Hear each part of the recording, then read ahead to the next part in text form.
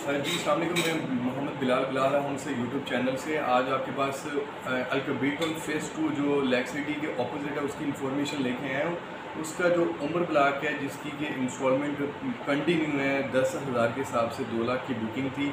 उसके लिए एक बहुत ही एक उन्होंने आखिरी नोटिस दिया है जिसको उन्होंने हतमी नोटिस के नाम से दिया गया।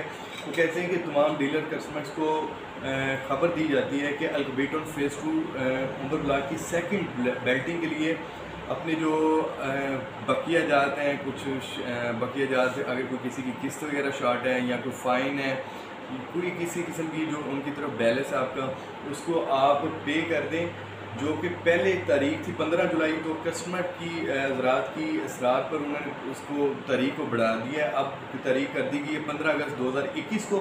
तो लिहाजा तमाम डीलर्स कस्टमर को कहा जाता है कि तमाम अपने बकिया जात 15 अगस्त 2021 तक पे करें ताकि वो बेल्टिंग में शामिल हो सके। 15 अगस्त 2021 तक एक साथ की आयदगी करने वाले मेंबर को सरचार्ज में, यानी कि 15 अगस्त 2021 में जो आप आयदगी अपनी बाकायदा तौर पे कर देंगे तो जो आपके फ़ाइन वगैरह जितने भी कितने किस्म के भी होंगे वो 100% ख़त्म कर दिए जाएंगे।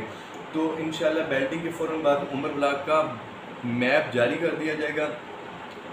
15 अगस्त 2021 तक किस्तात की अदम आयदगी की सूरत में अनपेड फ़ाइट को कंपनी की पॉलिसी के मुताबिक रिफ़ंड कर दिया जाएगा। यानी कि वो कह रहे हैं कि 15 अगस्त 2021 तक जिसने अपनी किस्तें वगैरह या फ़ाइन नहीं पे किया तो उसके बाद उसकी जो फ़ाइल को अनपेड करके कंपनी के रूल्स के मुताबिक, कंपनी का रूल्स होता है 90 दिन के बाद आपको चेक दे दिया जाएगा और आप उसको कैश करवा सकेंगे। यानी कि आपकी फ़ाइल 100% ख़त्म कर दी जाएगी।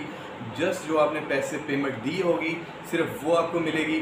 तो लिहाजा सबसे गुजारिश है कि आप अपनी इंस्टॉलमेंट टाइम पे जाके पे करें ताकि इसके जो रेट हैं वो बहुत ज़्यादा ऊपर जाने, क्योंकि ABCD और E अली ब्लॉक में इस टाइम रेट्स तकरीबन 3 मरले के 28 लाख चले गए और ये E ब्लॉक के बिल्कुल ऑपोजिट आया उम्र ब्लॉक। तो मेरी सबसे गुजारिश है कि ये एक आपकी बहुत अच्छी इन्वेस्टमेंट है। तो लिहाजा अपनी जाके किस्तें पे करें, उसको क्लियर करें ताकि आपकी एक सेफ सरमायाकारी महफूज रेट सकें। बहुत शुक्रिया। अस्सलाम वालेकुम।